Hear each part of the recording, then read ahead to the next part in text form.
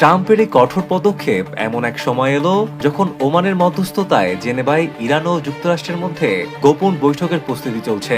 জানা গেছে আগামী মঙ্গলবার ট্রাম্পের প্রতিনিধি স্টিভ উইটকফ এবং জ্যারেড কুশনার ইরানি কর্মকর্তাদের সাথে দেখা করবেন। তবে আলোচনার প্রস্তাব দিলেও ট্রাম্প সাফ জানিয়ে দিয়েছেন কোনো চুক্তিতে পৌঁছাতে না পারলে ইরানকে ভয়াবহ পরিণতির শিকার হতে হবে। গত বছরও মার্কিন বাহিনী ইরানের পারমাণবিক স্থাপনায় হামলা চালিয়েছিল।